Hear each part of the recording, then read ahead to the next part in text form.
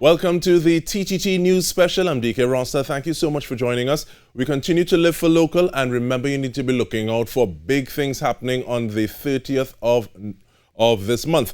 But even before that, though, we are supremely blessed to be speaking with Project Officer of FilmTT, Afya Greene, and actor, writer, director, creative producer Abeo Jackson about some of the things that FilmTT is having in store. Hello, ladies. How you do?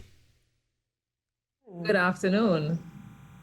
So good to be speaking with you. Now, the second phase of the short film pitch is on the way. I think it possibly happened already. But give me an idea of the phases as they were taking place, please, Ms. Greene.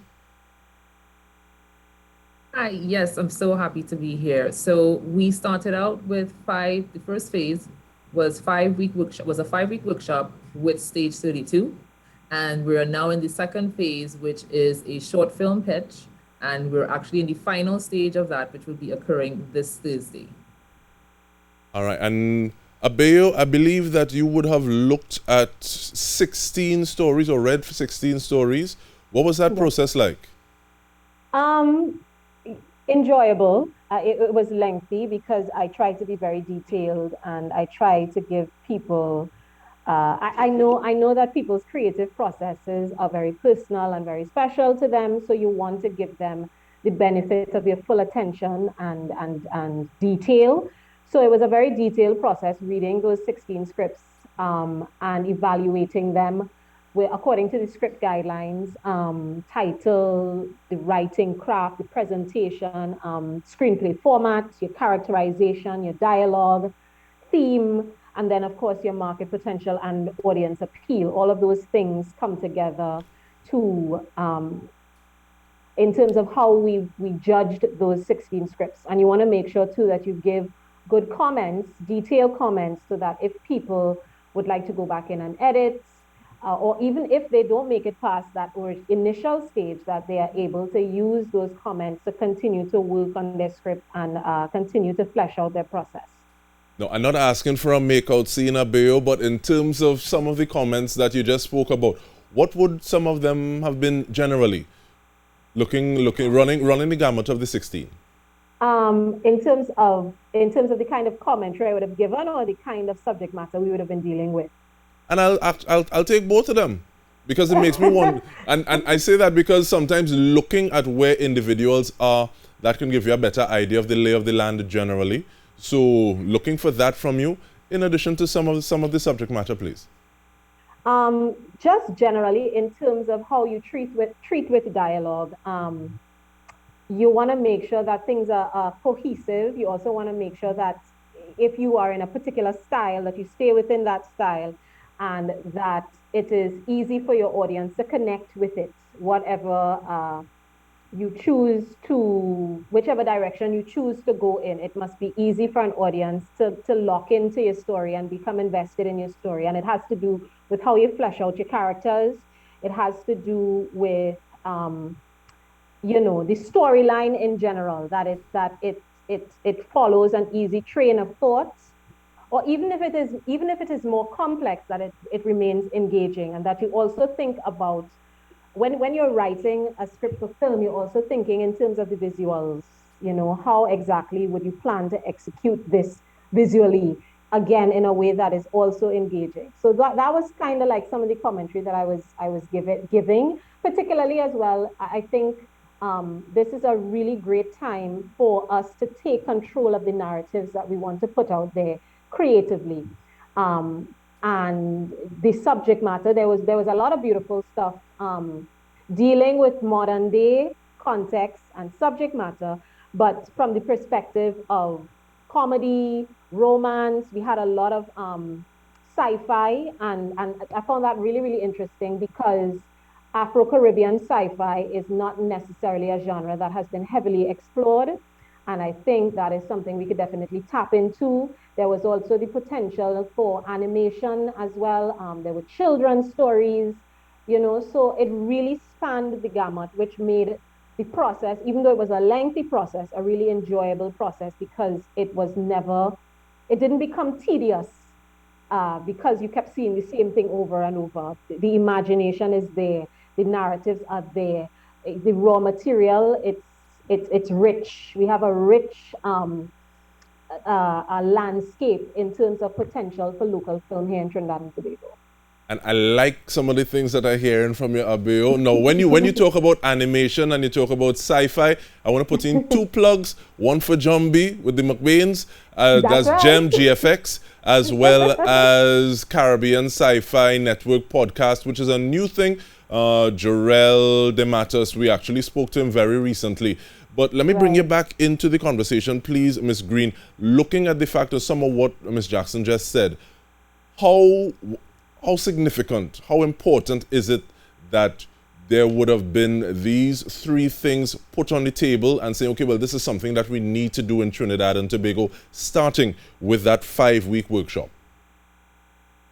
Well, yes, I mean, it's important starting with the workshops because, you know, having that opportunity, especially during this pandemic where, you know, it's a lockdown for us for a lengthy period of time, having that time to either, if you're an experienced film professional, to re-educate yourself, to look back again at the foundations that you did have. And if you're someone who's kind of intermediate level, to be able to explore a little bit more into the various aspects of filmmaking. So just to kind of touch back to the 5-week workshop, it touched on 5 main areas of the film production process, which started out with script writing and then led all the way to the end with marketing.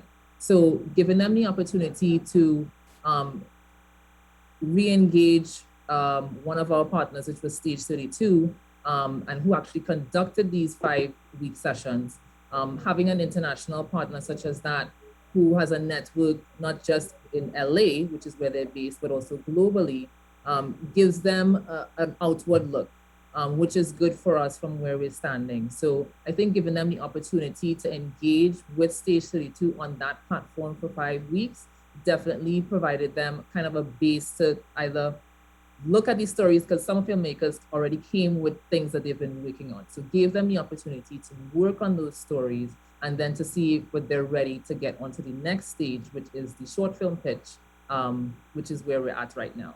How do you gauge competence or an increase in capacity after a 5-week process like this? Is this something that you say, okay, well, we're going to see who rises to the top in the next phase? Or is there feedback that you get from the individuals who would have attended that 5-week session and saying, okay, well, I'm now able to do this better. I now feel a little more comfortable doing this. How do you measure that? What are some of those performance indicators? Correct. So at the end, it's actually both of those. So at the end, there are going to be 3 winners who have the opportunity to win development funding from FilmTT. And those top 3 prizes range from 15,000 TT down to 5,000 TT for the 3rd place. 2nd place would be 10,000 TT. For us, we definitely have an ongoing conversation with our stakeholders. We've been listening to them over the past year. Obviously, as you know, in this current situation that we're in with the pandemic, we've had ongoing webinars just to kind of continue that conversation and give them the opportunity to reevaluate their position and things that they probably need to do to focus on the business of film.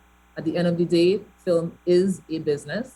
And so we've always been pushing that to ensure that the filmmakers are ready in spite of whatever's happening around them. So what we would have done is continue to have a discussion with them to see when they would have liked to see these things occur. A lot of these film professionals are working professionals, as you know. A lot of people don't do filmmaking full time, so it's part time. So giving them the opportunity to participate in this program after work hours really was something that we paid very much attention to.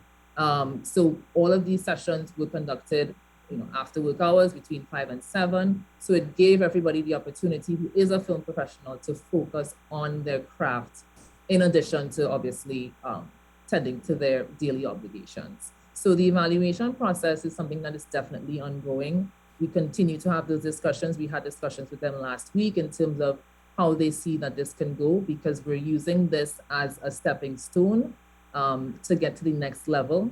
Just to give you a bit of context, we've actually started this business of film workshop in 2019 with Stage 32, who actually was in Trinidad at the time when we could all travel. They were actually here, and they also conducted those workshops at that time. So being able to re-engineer this program in a virtual setting, while at the same time provide the filmmakers the opportunity to learn and give them the business opportunity for their projects, is definitely something that I think all filmmakers, as we've spoken to them, have seen to be valuable, because they've felt for some time that there haven't been really a lot of things for them to engage in for obvious reasons. And with that, we want to take a short break. We are speaking with FilmTT Project Officer Afya Greene and General Creative, Actor, Writer, Director, Creative Producer Abeo Jackson. Stay with us. We return with more.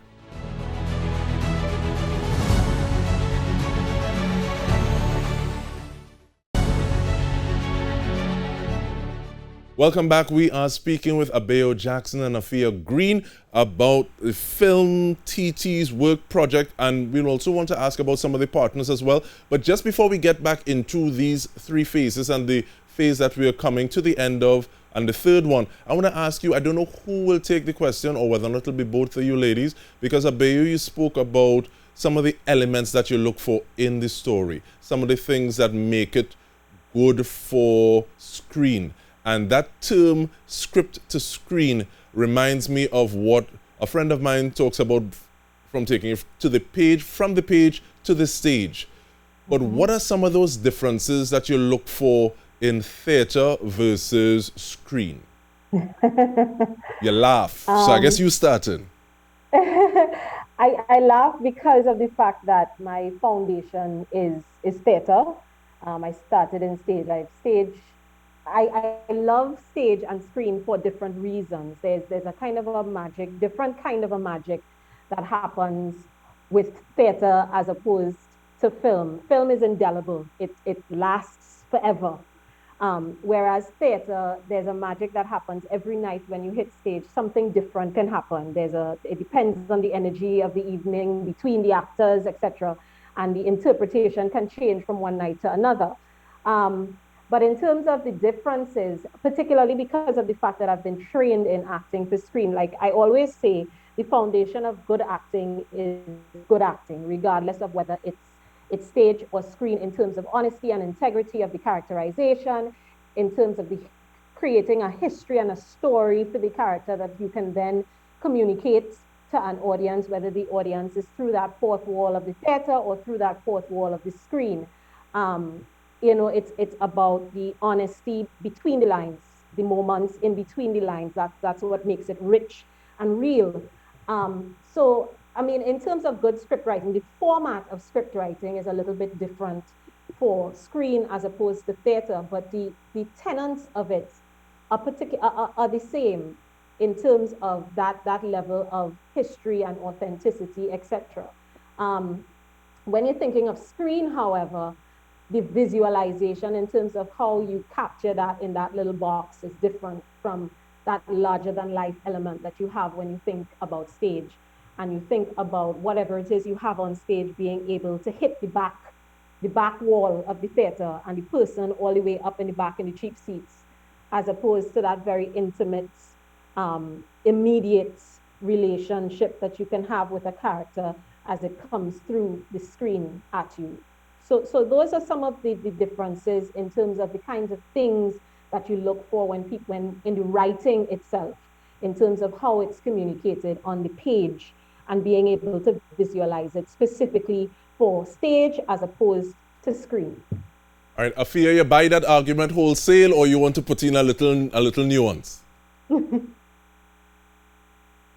I definitely agree with what Abeo said. They're very similar. Obviously, the end result and the ending platform is a little bit different.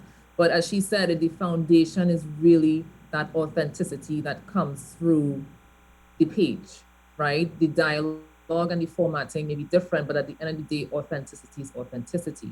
But just to extend what Abeo just said in terms of theater, but in terms of film, is that, we really want to look at marketable stories. At the end of the day, as I mentioned earlier, this is a business, and while the creativity is important, being able to identify exactly who you're creating these stories for and where you intend the story to go in order for it to be, to continue through its lifespan, whether it be forever, as Abeo said.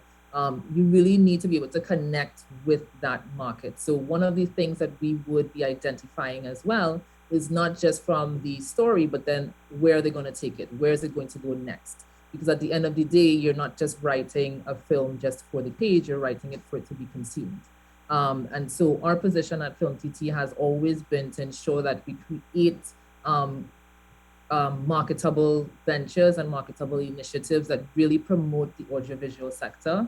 So this component in where we have persons in the industry create content for film, but at the end of the day, it has to go somewhere. So this is an addition that we've added to that. So having Abeo's expertise on the panel of judges definitely allowed us to hone into that foundation, because the script is really the foundation where it starts.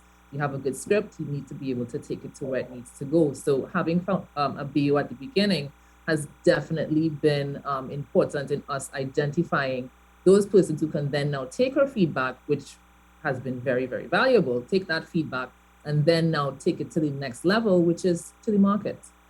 Now, I like where you start in Afya, and I want to continue with that, because in terms of defining, saying, okay, well, this is something that we want to invest in, we think this is something that is marketable.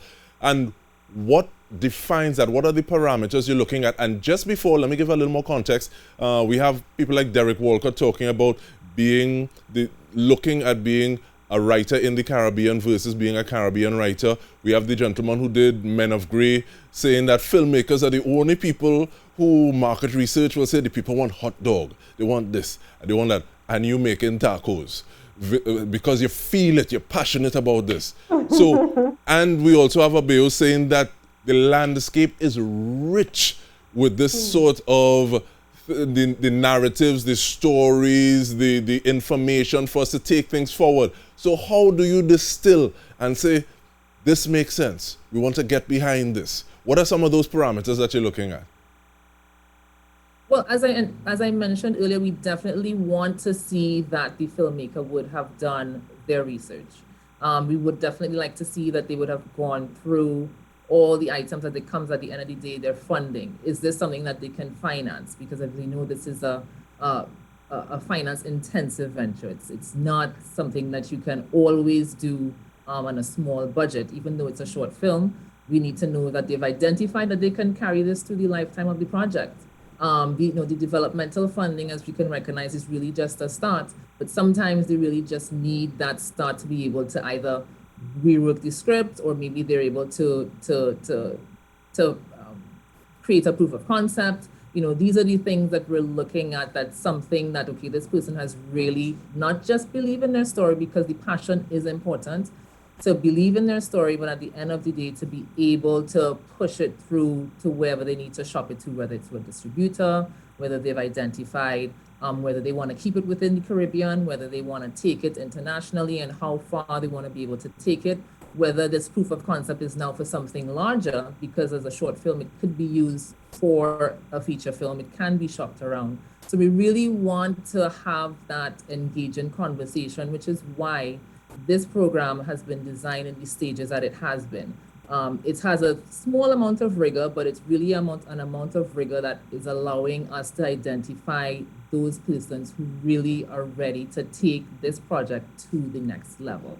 And so these are just a few of these things. I don't want to go too much into it just to give too much out of it, but really looking at where you want to send your film and how you're going to send it, understanding who you're speaking to, what that person looks like on screen, whether it's, at the end of the day, your story in Trinidad can connect with somebody in the Pacific. As long as that story has something authentic to it, there is a means for you to find that market. So we really want to identify those persons, those top 3 persons on Thursday. And with that in mind, we want to thank you so much, ladies. Abeo Jackson, judge who there from jump, as well as Project Officer, Ms. Afya Greene. And on behalf of the entire newsroom, we want to thank you for tuning into the TTT News Special. I'm DK Ronstadt.